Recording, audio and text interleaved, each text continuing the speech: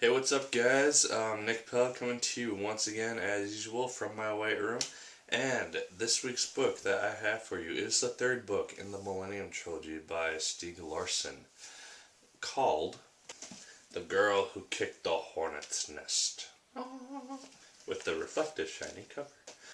And before I go into anything else, I'm just going to say right here, there will be spoilers from The Girl Who Played with Fire in this review, and then also some from the very beginnings of The Girl Who Kicked the Hornet's Nest. So keep that in mind. No major plot events will be spoiled for you from Hornet's Nest, but the ending of Played with Fire will be discussed and brought up.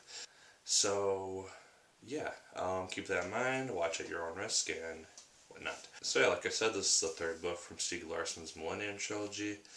It's the last book that he wrote, to my knowledge, before he died. So yeah, let's find out if it's the best in the trilogy as a whole. So let's start out with characters, and the first character that I have for you is the story's main character, and the character that the story revolves around, you could say, and that would be Lisbeth Salander. And if you read the second book, you'll know that at the end of that book, she is shot in the head. She's also shot, I believe, in the leg and in the back. Immediately into this book, she is whisked away to the hospital where she undergoes surgery, and she spends the first part of the book basically recovering from her injuries. And then we also have Mikhail Blomkvist. He makes a third appearance in this book, and he's still an important character. And as you remember, he's the one who found Miss Salander in the house where Zalchenko lived. And right now in the story, he is very committed to finding out this conspiracy behind this group called the Section, and kind of advocating for Lisbeth to get her rights, because in his eyes they have been unjustly taken from her. And we also have Erica Berger. Once again, she's still a side character, but she does have more of a role in this book. We see her viewpoint, I guess, a lot more in this book than usual.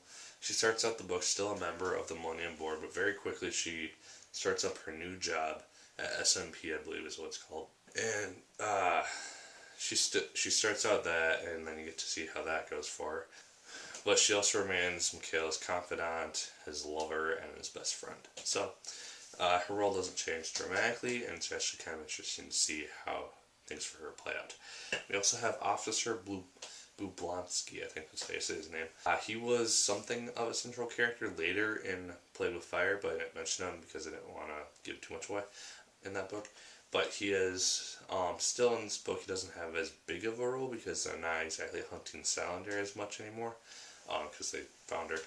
But he is really just working with Mikhail as he can with his team to try to figure out this conspiracy around Salander and everything kind of dealing with her. We also have Alexander Zalchenko. He is Elizabeth's father, as was revealed in the second book, and he is just a dick. He was a Russian defective spy, I think, and if you've read Played with Fire, you know his history. I'm not going to go into it.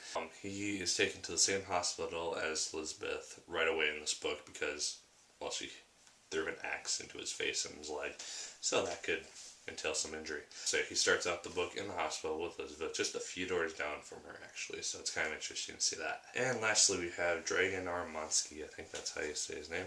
I might be pronouncing it horribly wrong.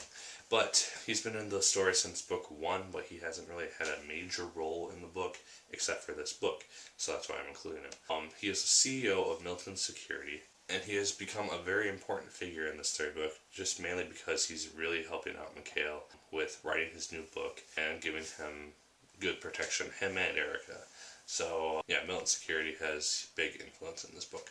And that is all the characters, or all the main characters, and so we shall move on to the plot. And with the plot, it starts off basically right after the events of Played with Fire. Like, you can actually go right from the end of Played with Fire to the beginning of Hornet's Nest, and it just flows very directly into it. You don't even feel like you're reading a new book, to be honest. And we immediately see Lisbeth Salander going into surgery following the events of Played with Fire alongside Zalchenko. Very quickly into the story, you realize that Elizabeth is going to survive this. It happens in like the first 100 pages, so it's not really a big spoiler. But yeah, she very slowly recovers in the hospital, and she now has to kind of deal with the trial that's kind of looming over her head and the heads of everyone else in this place. But while she spends a good 3/4 of the book in the hospital, she is immensely supported by outside people. You got Blonsky, you got Armansky, you got Blomqvist, you got Erica Berger, you got a whole host of characters that are doing what they can to kind of help out Elizabeth, and it's kind of cool to see. Because she, for her whole life, has been kind of feeling like an outsider, and now she doesn't have to. So yeah, that's a general idea of the story. I don't want to go into too much detail because I don't want to spoil anything that accidentally. But yeah, no, the story is once again split into 4 parts with an epilogue included at the end. Yeah, the story is approximately 561 pages, so, and that's in my edition, hardcover, so keep that in mind.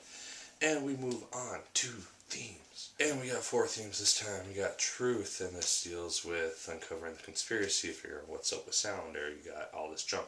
You also have trust, and this mainly also deals with Salander. In terms of who she can trust, who she can't trust, who we know she can't trust, stuff like that. We have Sandy versus Insanity, and I said this just because that's kind of something that's been revolving around Salander for a long time. People are debating, is she sane, is she not sane, we don't know.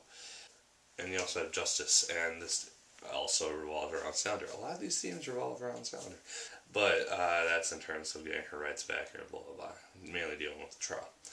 And those are the themes, keep that in mind. I went through them really quick. Sorry if you want me to spend time with them, comment or message me if you want me to, and I'll explain more. So yeah, we have enjoyment last of all, and I did really enjoy this book. I was really happy with it. It wraps up the story really nicely and gives kind of all the characters their kind of closing acts, I guess you could call them. But while it is a little slow at the middle of the book, the trial at the very end, so Elizabeth Salander's trial, is very enjoyable to read, and actually quite comical at times too. So you have that to look forward to in part 4. There are also quite a bit of Swedish history thrown into this. I don't know if I remember a lot of it, but there's talk about a bunch of organizations, people, events, like assassinations primarily, that occurred. I don't know how much of that is true, how much of it is false, but it is quite interesting to read about, and the stuff that is false and fictional. It was kind of cool how Larsson was able to import that material into what would be a regular modern day society. So, on that. But yeah, like I said, the story flows very well into this book. You can go straight from Play with Fire to Hornet's Nest in a very simple manner. And yeah, it's quite nice to see that. And I believe that's it for enjoyment. Overall, I did really like the book, as I said about a minute ago. Yeah, I would recommend it if you have read the first 2 books. Obviously, you want to read the 3rd one, finish up the trilogy. And I would recommend the trilogy in general if you like mystery books, because this whole thing is a huge mystery. You kind of see events play out, but it's kind of cool. It's kind of cool seeing characters kind of work out individual problems. So yeah, that is my review. Hope you enjoyed it. Like, favorite, comment, and subscribe if you did. Up here somewhere should be the Millennium Trilogy review that will be going up directly after this review. And there I will talk, you can put spoilers and whatnot in there, and questions and comments and crap.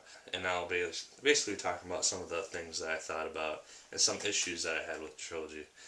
But also some of the stuff that I did like about the trilogy. So, that will be in the trilogy review. That is up here. So, click on that if you are interested. So yeah, that is my review. As always, my name is Nick Pell, and as usual, keep on reading, my good people. You're going down!